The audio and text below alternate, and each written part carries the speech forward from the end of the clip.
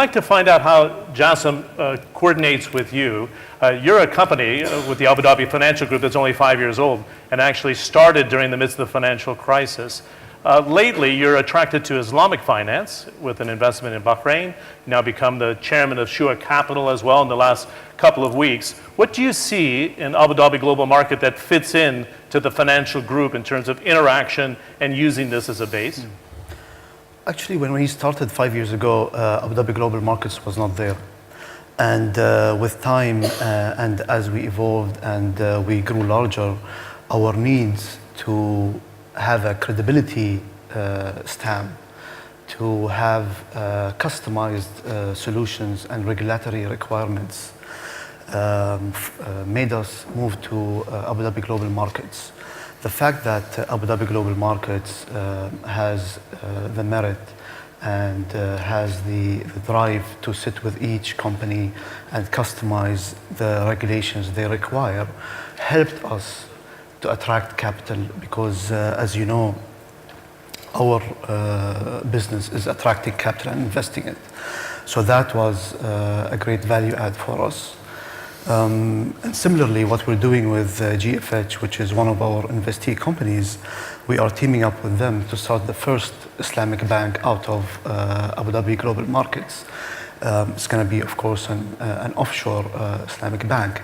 And this Islamic bank is going to be a platform to attract capital from the GCC. That's the purpose of the Islamic bank that we're putting together. Now, as Mr. Al-Sayegh have said, we've been exporters of capital for a very long time.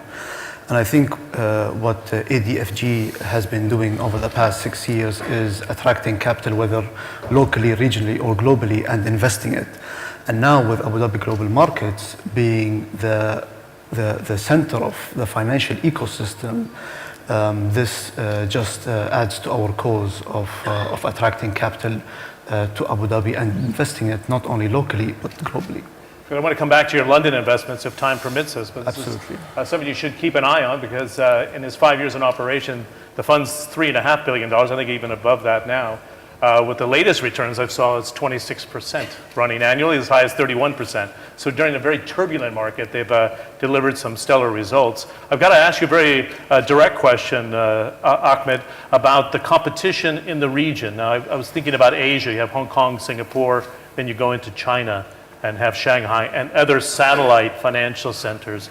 Everybody asks me when you see Abu Dhabi Global Markets, even when I was shooting the story in the last couple of weeks, is there space for Abu Dhabi? What's the answer to that? I think definitely yes. The Abu Dhabi is the link between East and West. Abu Dhabi is the link with Africa. Does this fit into a broader, almost geopolitical strategy, the Silk Road strategy as well? Yes, Abu Dhabi vision is to be a connector of civilizations. We are able, I think, to do things here in Abu Dhabi that are, not just relate to building, but to import a relationship and keep it and make it a win-win is something we've done all over life. So we are, in fact, we've signed multiple agreements in China since we've been incorporated. And we've talked to Richard probably about the value of these agreements. The CEO of Abu Dhabi Global Market Authority. Yes, the regulatory authority. More than 23 agreements already to lend credibility and equivalency to our jurisdiction globally. Equivalency is power, equivalency is voice. What Noura was talking about in terms of content, I have to go in terms of financial connectedness, financial independence, and we feel the relationships we've built with India, with China, and in Europe, Abu Dhabi's relationships will be leveraged in this process. They do dovetail. I wanted to ask you, you had a big score this year. Aberdeen Asset Management, a huge fund manager out of Scotland, obviously with the name. They chose Abu Dhabi to come in. This is their first Overseas ventures. overseas, Yeah. sorry, in the Middle East. They chose us, and I think when I asked Martin, the CEO, a great guy, I said, why Abu Dhabi? He said, Abu Dhabi reminds me of Singapore in '92, and there are multiple, he said, similarities. For us, that's the ambition, is to grow our base, especially in the asset management business and in wealth management. But we're finding there are multiple niches which need to be exploited. For example, later you will be talking to Mr. Hogan from Etihad about his plans and his ambitions. All these aircrafts today are registered in different jurisdictions because they need the common law jurisdiction to make them financeable. We have the biggest airlines in the world are here in the UAE, but we cannot register the financial vehicles that finance all of this here. And that's because of the jurisdiction. And Abu Dhabi will be announcing soon, Abu Dhabi Global Market will be announcing soon our leasing, financial leasing rules and regulations, and we think this will create a great infrastructure. To be honest, we didn't think of this when we started this business 2 years ago. It's a fantastic idea, actually. Many of the visitors probably don't realize that you've been involved in many different sectors in the Abu Dhabi diversification plan, including Gulf and energy, Aldar in terms of development. You're on the board of Etihad. You've been at it now as a Abu Dhabi Inc., if you will, in terms of diversification. You drive around, as I suggest, you do a drive-by, you see what's going on. Are you happy you did it now when oil's now at 50, but when you're at $100 a barrel, you started it and you pushed ahead at the right time, would you say? Yes, I think Abu Dhabi and the UAE is well positioned to make a breakthrough in this global competition for growth. We are growth driven. Our businesses are growth driven, and our legislations are growth driven. That's why we have a financial jurisdiction in Maryah Island. Abu Dhabi has done well to, I think, look at all sectors, from tourism to industrial production.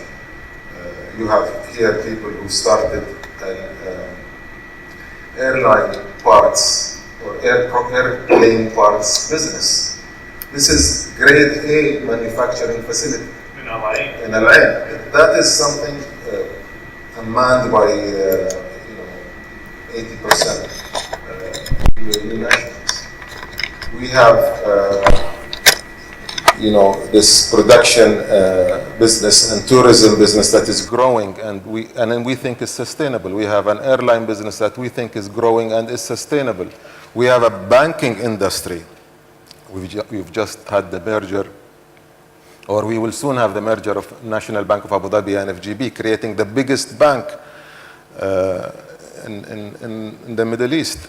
This is our ambition to create a financial hub here in Abu Dhabi is born out of these realities, out of all of our achievements in the past. We are also fiscally, I think, the most responsible country in the Middle East. We don't spend only. We have revenues other than our income from oil. So we're very optimistic about the future, and we're very optimistic about startups like ADFG becoming the drivers, in fact, for our financial sector. Yeah, in fact, when I looked at your blueprint and actually did the story on it, you're not just going after the big global players, but the Middle East and North Africa as a market in itself, yes, to bring in players like Jassim. Jassim, we don't have too much time, but I wanted to talk to you about your UK strategy. Sure. And the timing with Brexit. You took two big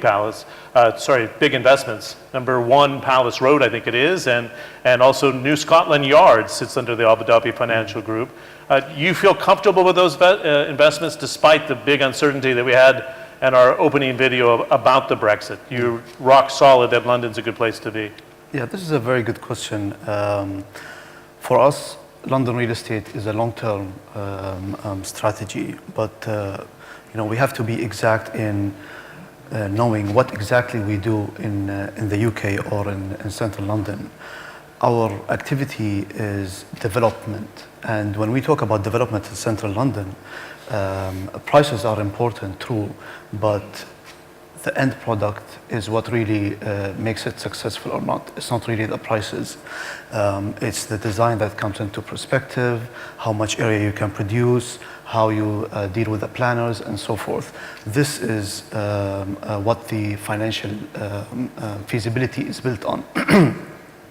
Now, in terms of Brexit, it's true that Brexit has generated a lot of uncertainty in the market, but nevertheless, I think the significant drop in the pound has cushioned the turbulence that has happened in the real estate sector in London. The decrease in the pound has created immense demand from dollar-dominated or dollar-pegged countries, whether it's China or the GCC. We see a lot of demand from dollar-dominated jurisdictions, and like I said, for us, it's the long term. Who knows? Maybe Brexit becomes something positive for the UK in the future. But definitely, it's a moment of uncertainty, and as we know, this firm thrived on uncertainties. And I think what we have done over the past few years in the UK has been opportunistic. Yeah, in fact, you said you're opportunistic and hunt for value. Didn't mean to cut you short. I have 4 minutes, and I'm going to stick to time here. And again, I had a couple of texts from some questions from the floor. If I can have one microphone here. Sean Evers from Gulf Intelligence.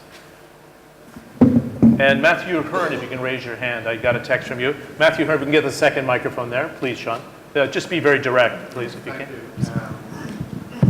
Yes, I'd just like to ask about the Aramco IPO on two fronts. Beyond oil, it seems it's one of the first big steps of what was a fairly long-established social contract of keeping oil in the ground for future generations. And now it looks like the first big step to sell the future oil today. And what that tells us, is the question I have, what that tells us about the future trend that sets. And the second, as an IPO, is a financial transaction. It's the sale of the biggest public sector asset in the region. What does that trigger for the Abu Dhabi global markets, the future of such similar IPOs? So thank you very much. Great. It's a whopper. A lot of people wonder how you can absorb so much. You're going to split it up into different markets. I asked this question in the past of the Director General now of ADNOC. There's no discussion about doing the same with an ADNOC, but what do you think of the trend that Sean is asking about there?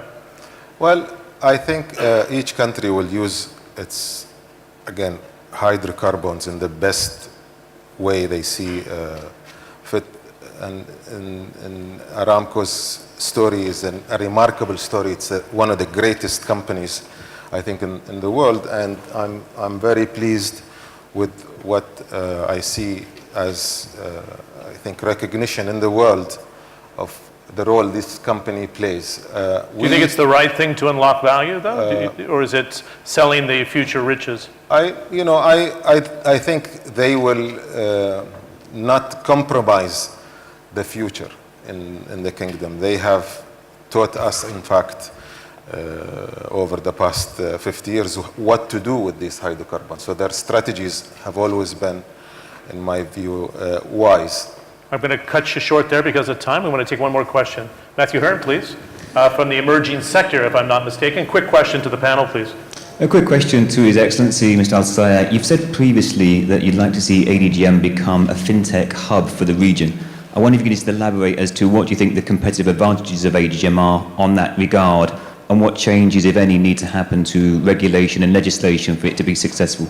Well, to regulate fintech is a completely new ball game. So we have RegLab, which is a specific system for regulating startups in this area. So you have to grow them, you have to give them an opportunity to become mature before you can give them, I think, full regulation. And we have already attracted a lot of attention because of this. We are the only jurisdiction with specific fintech regulation in the region outside of Singapore and London. We are also looking to stimulate venture capital investment into these new startups, and we're working with our banks to pilot some of these new ideas. And I think that's really very important for the startups, is where do they test, where do they regulate, and where do they test their new products. Very good. Then you realize how the ecosystem works, because you have NYU Abu Dhabi with the incubator there looking for funding, and they can knock on the door just coming over the bridge from Saadiyat Island into Maryah Island. Nice to see you again, and nice to meet you for the first time. Nice round of applause to our two panelists. Many, many, many thanks. Right.